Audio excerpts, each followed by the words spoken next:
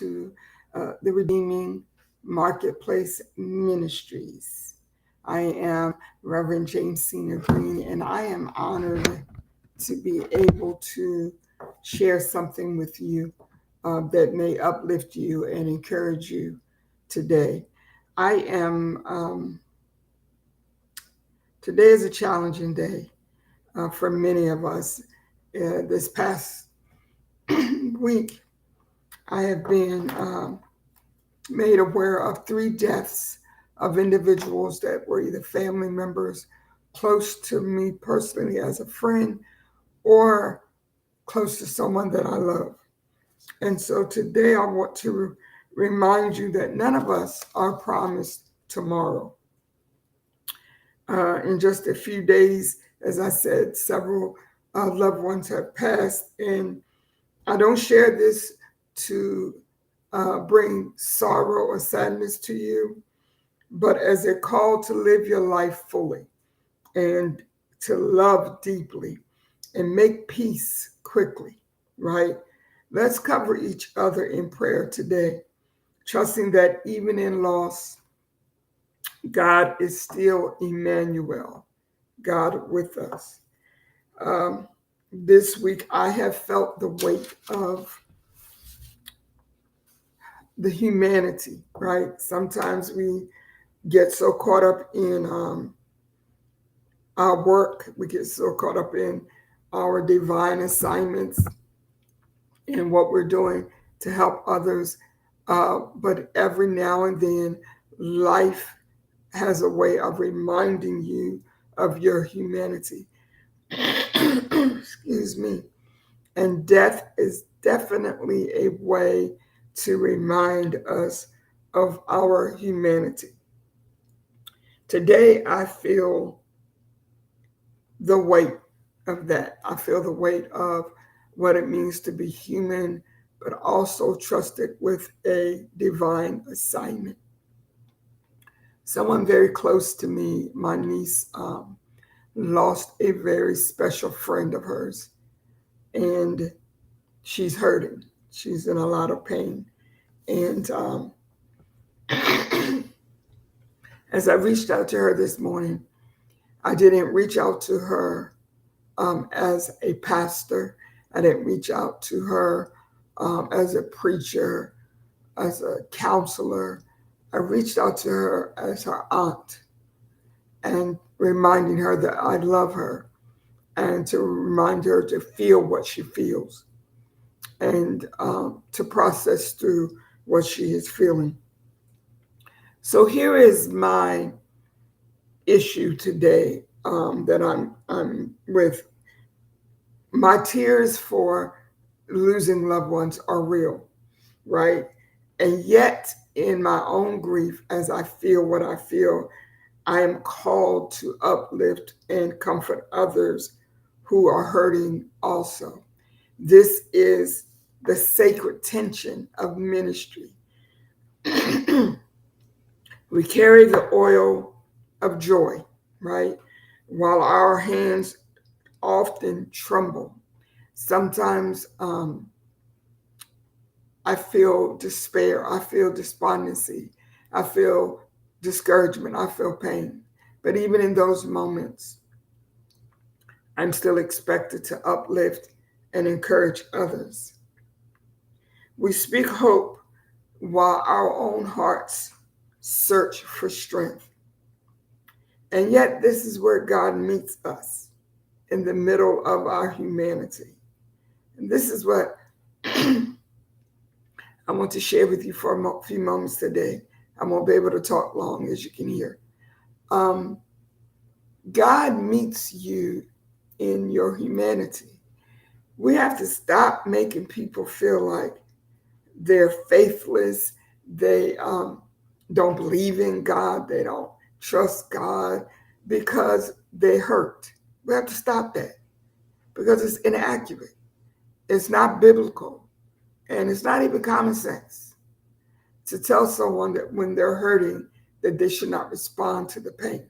That doesn't make any sense whatsoever because our Creator meets us in the middle of our humanity. There are multiple scriptures in the Bible that talk about God giving us strength when we're weak, about us when we don't know how to pray, we don't know how to verbalize what we're feeling. The Spirit of God in us speaks on our behalf. So God meets us there in our humanity. I want you to remember that today. Even Jesus the Christ, who carried the greatest assignment of all, wept at the tomb of his friend Lazarus. He showed us that tears and faith are not opposites, they are companions. Grief does not disqualify us from our ministry, it makes our ministry real. I've often had people say to me down through the years that one of the reasons that they feel my ministry is effective or that they respond to it is because of my transparency, right? When I hurt, I hurt. When I'm happy, I'm happy. When I'm concerned about an issue, I address the issue. Why do we cry? Well, for one thing, we were created with the ability to cry and the need to cry. Think back to our newborns, right? When a baby is born, how do they communicate to us that they have a need?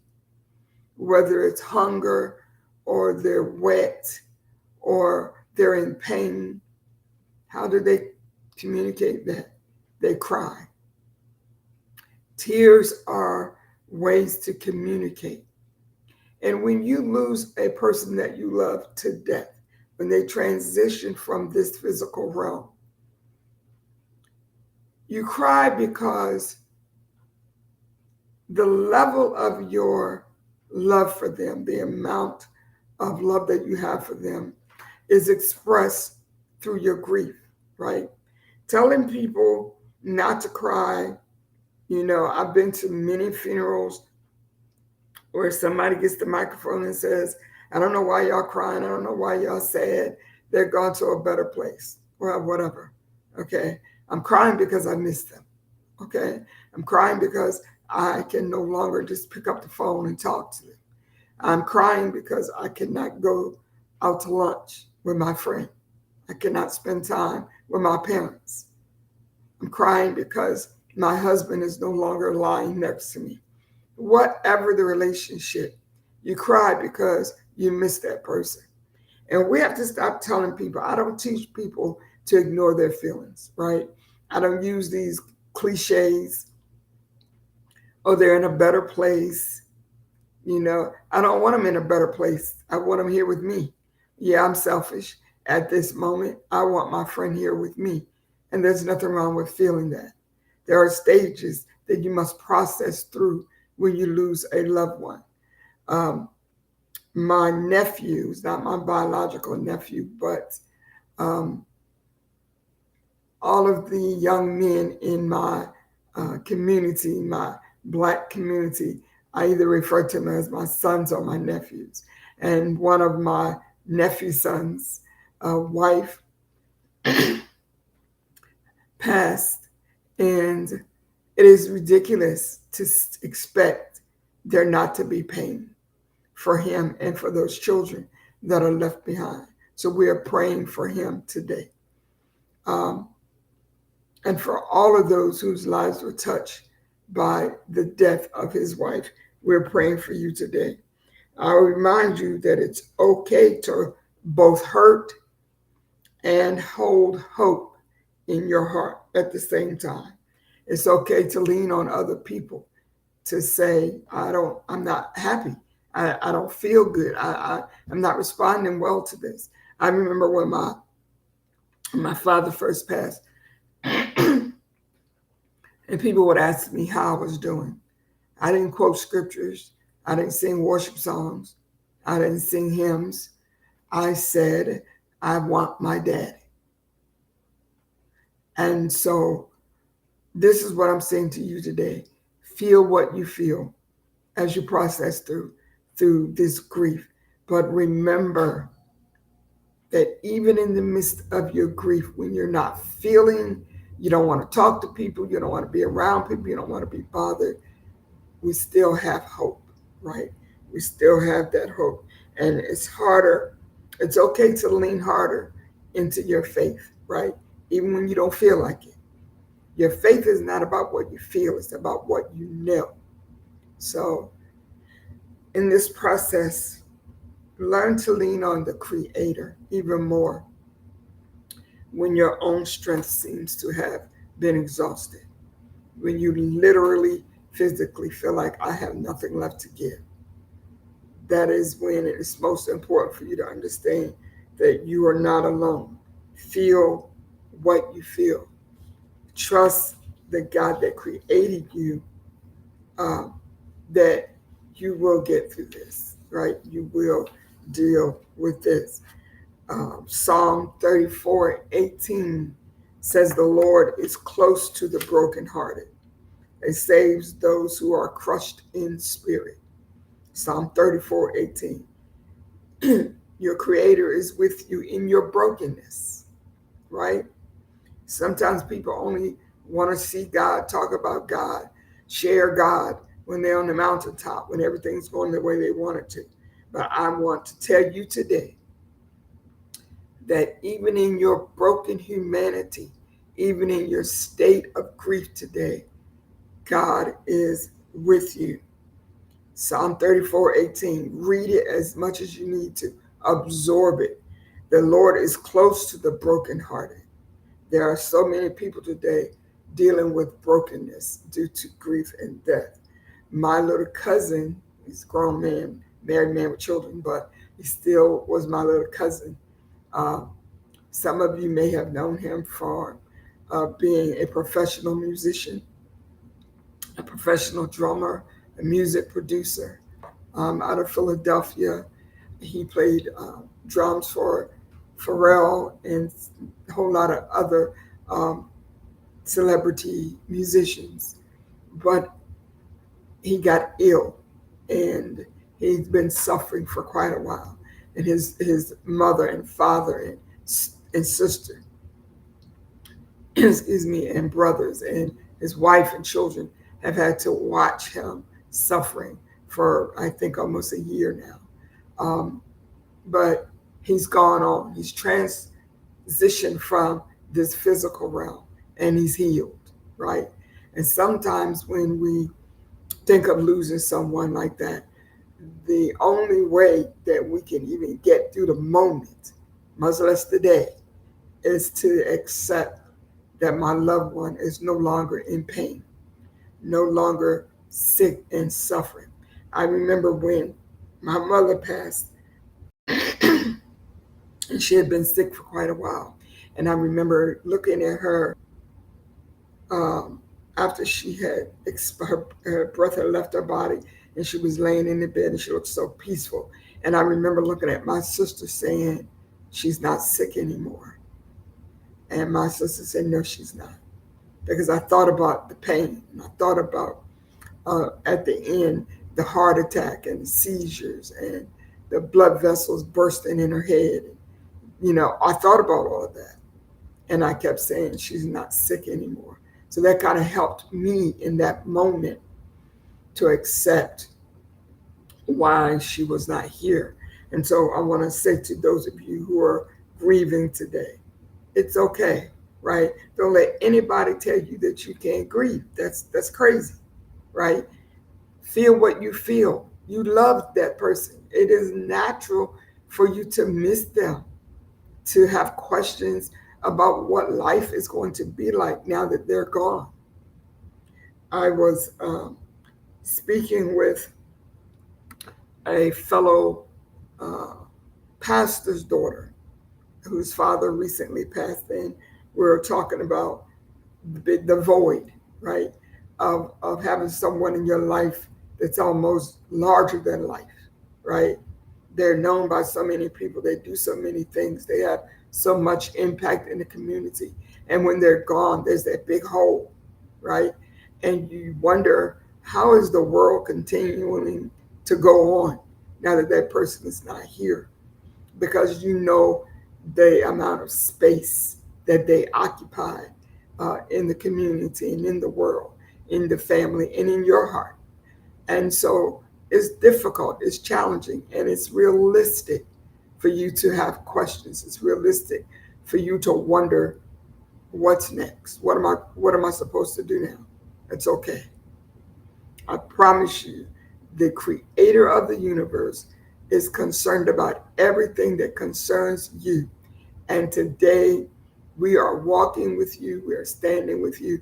If you want prayer, and as you grieve, whatever the case may be, do not hesitate to reach out to me.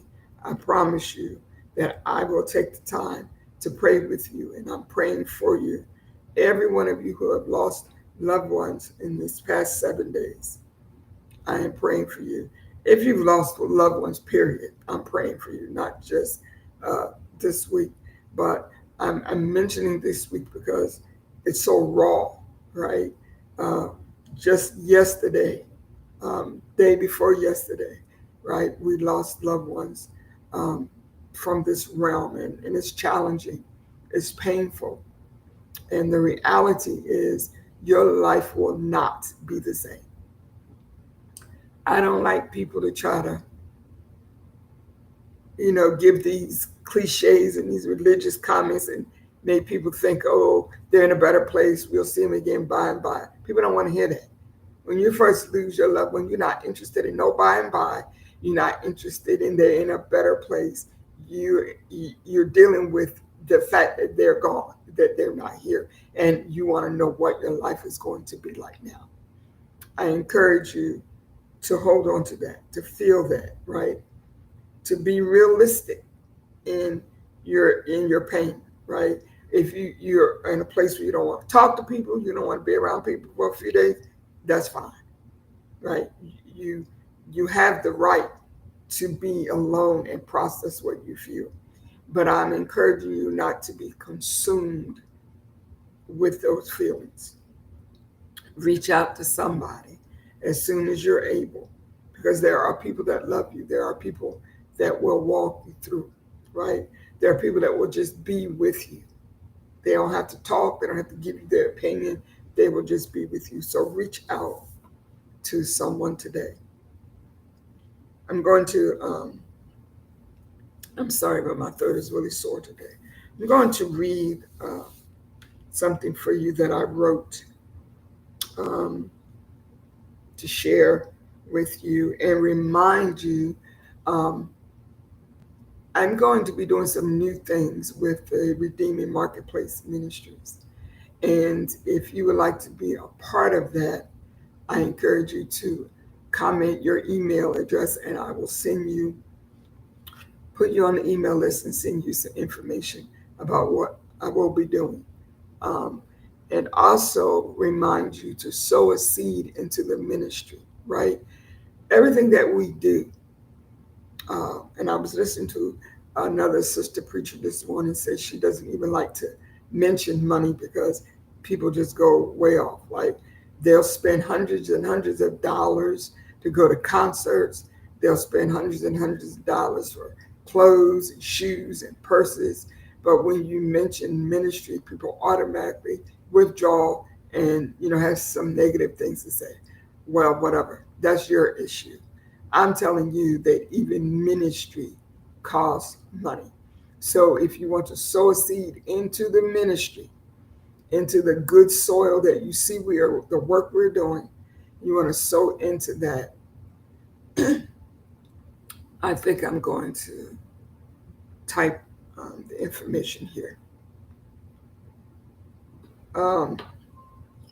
It's hard for me to type and talk. But seriously, there's a lot of work that we're getting ready to do, and it costs money. That's just what it is. Nothing is free. Nothing is free. You hear me? I think I can barely. Okay, I'm just going to put my Cash App for right now. Everything else I'll put in the comments later because, sister can't do with so many things at once. So I want to remind you today, those of you who are grieving, even this year, you lost someone that you love within the last year, that those feelings are still raw, and they're still real, right? And you don't have to pretend that you don't feel what you feel. I still, 15 years later, uh, I'm losing track. My father died in 2010, in December 2010, and my mother died in March 2011. And I still have those moments when I think of them and I break down crying. I may come across something that reminds me of them. I may think of something that if my dad was alive, I would have told him about, and I break down. My niece posted some pictures the other day. I don't know where she got them from, but they're old pictures of my parents. And when I saw them, I literally, my breath caught. And for a few seconds, I was like, wow. And so it's okay to cry. It's okay to feel what you feel. And I want to share this with you as I was getting ready to say, don't forget to sow a seed into the ministry and give us your email address so you can stay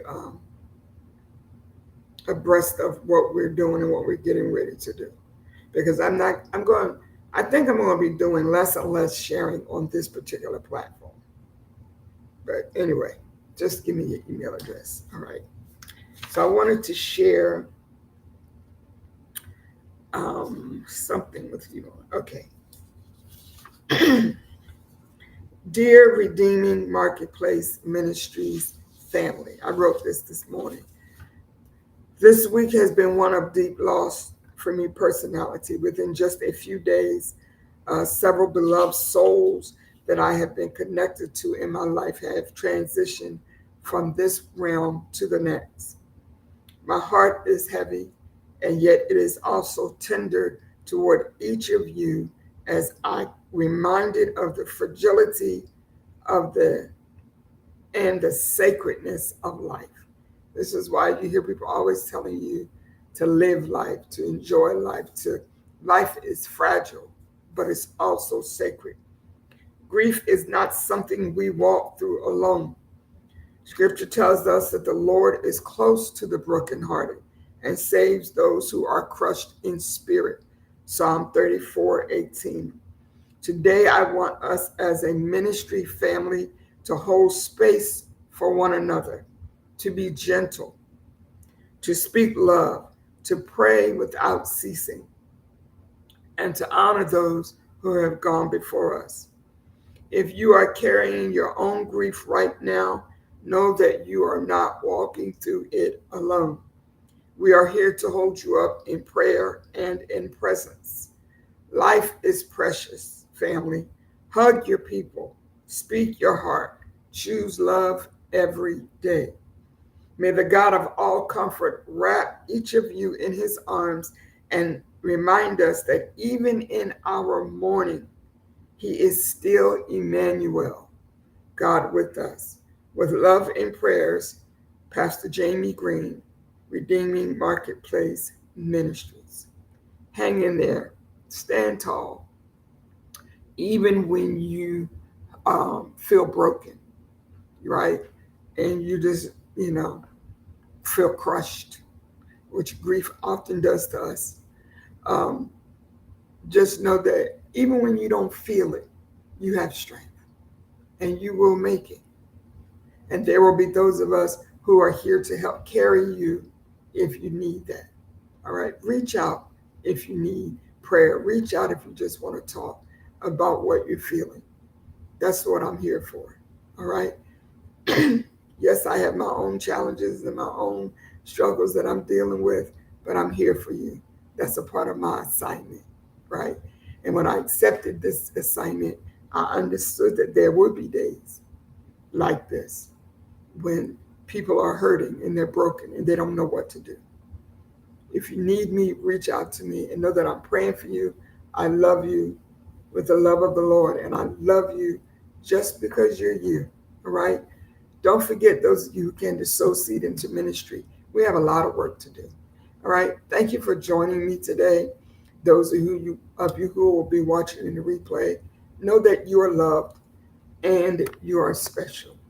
Have a blessed day.